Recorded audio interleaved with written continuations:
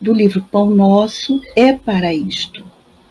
E começa com uma citação de Pedro, dizendo assim: não retribuindo mal com mal, nem injúria com injúria, pelo contrário, bem dizendo, sabendo que para isto fostes chamados. Hoje, meus irmãos, nós vamos ver nesse texto a finalidade de certas experiências no Evangelho. Por exemplo, tem um capítulo muito especial chamado A Desgraça Real. O que esse capítulo ensina? Ensina que nós precisamos aprender a ver não a experiência em si, mas o que a experiência que nós passamos quer nos dizer. Qual é a finalidade dela? Para onde ela está nos apontando? Muitas vezes, por causa das nossas ilusões, as experiências nos levam para quedas e dores, grandes dores. Por outro lado, quando nós passamos pelas nossas provas com humildade, com resignação, essas experiências têm uma finalidade sublime. Qual é essa finalidade? De nos libertar a mente e o coração, para que, aprendendo, passemos a ser cada vez melhor.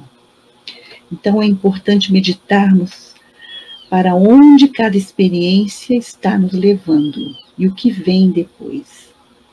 O que parece insuportável no momento tem um objetivo. Então, nessa citação inicial, Pedro está relembrando o que ele ouviu de Jesus. Para a pessoa que está agindo no mal, apresentar a ela o bem, apresentar a essa pessoa uma outra face da vida, uma realidade que ela não está acostumada. Pode ser que ela não siga pelo caminho do bem, mas ela saberá que existe uma outra opção, que ela pode deixar o caminho da maldade e seguir pelo bom caminho. Como nos diz a prece de Francisco de Assis, onde houver ódio, que eu leve amor. Então diz Emmanuel nessa mensagem: a fileira dos que reclamam foi sempre numerosa em todas as tarefas do bem. No apostolado evangélico, reparamos igualmente essa regra geral. Então vamos aqui ver o que Emmanuel quer nos dizer. Basta olhar para o mundo e para nós. Nós reclamamos do tempo, nós reclamamos do trabalho, reclamamos das pessoas, reclamamos das coisas. Então, uma coisa é aquele que reclama e é uma pessoa que ainda não despertou para o caminho do bem, para o caminho cristão, o caminho de Jesus. Mais preocupante mesmo é aquela pessoa que já está no caminho do bem e mantém o vício de reclamar. Ela faz o bem, mas ela contamina esse bem que ela faz com a reclamação, exigindo, criticando, cobrando. Emmanuel fala aqui dos corações que servem a Jesus, mas quando encontram alguém que pensa diferente dele, a pessoa não consegue ser fraterna. O alerta de Emmanuel é para que não vire um escândalo, que possamos evitar o escândalo. Os Espíritos orientam que tenhamos cuidado, que tenhamos caridade com aqueles que pensam diferente de nós. Na política, na religião, no futebol, na vida, enfim. Cuidado com a crítica. Podemos debater, podemos trocar ideias, mas sem ódio, sem impor, sem acidez nas palavras. Quanto mais madura espiritualmente se torna a alma, mais ela ouve, ela observa, ela analisa e pondera antes de falar ou escrever. Ela será menos impulsiva, ela mede mais as palavras. Por mais que ela seja atacada, ela não retribui o mal com o mal. Vamos lembrar que nós conhecemos a história de Kardec. Ele era muito atacado, ele era muito criticado. E ele retribuía se calando, ou com serenidade, ou com muita educação. Ele não descia ao plano mais rasteiro.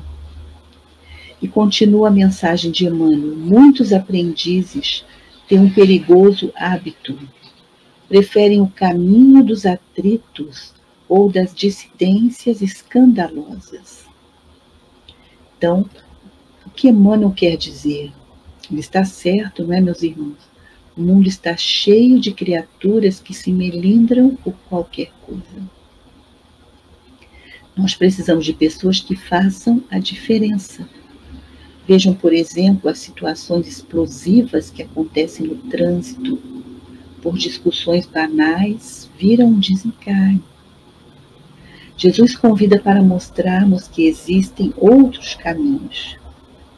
Jesus não buscou os mais fortes, os mais teimosos, os briguentos, os críticos que tinham muita força física para seus discípulos, não. Jesus quer os educadores, os perseverantes, os que debatem e não discutem, não agridem, gigantes das forças morais, do dever cumprido e da fé. É contrassenso o servidor da Boa Nova desfazer-se em lamentações, diz Emmanuel. Olha que interessante esse verbo que Emmanuel usa, desfazer-se. Quando usamos mal a nossa palavra, as nossas ações, nós desfazemos as nossas boas energias. Nós ficamos esgotados. Nós desfazemos as nossas forças, nosso bom ânimo, a nossa energia é minada de maneira inútil. Por isso que Emmanuel está dizendo, é um contrassenso aquele servidor de Jesus desfazer-se em lamentações. É claro que às vezes, numa situação infeliz, nós lamentamos, reconhecemos o erro e seguimos adiante. Mas que tenhamos cuidado com a lamentação eterna, aquela lamentação que é como um pântano, uma areia movediça que a pessoa mergulha e não consegue mais sair. Mais um parágrafo do texto de Emmanuel. Ele diz assim: amarguras, perseguições, calúnias, brutalidade, desentendimento são velhas figurações que atormentam as almas na terra. Para a extinção delas é que o Senhor nos chamou. Então vamos parar um instante e meditar aqui. Olha que interessante, Jesus nos chamou para acabarmos e não alimentarmos o desentendimento. Não dar atenção demais ao mal. Fazer uma prece e seguir adiante.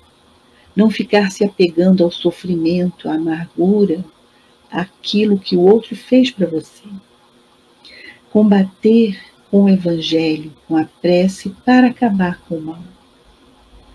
O apóstolo Paulo diz, para não deixarmos criar raízes de amargura no nosso coração, para não nos contaminarmos, nem contaminarmos os outros. Está certíssimo, não está?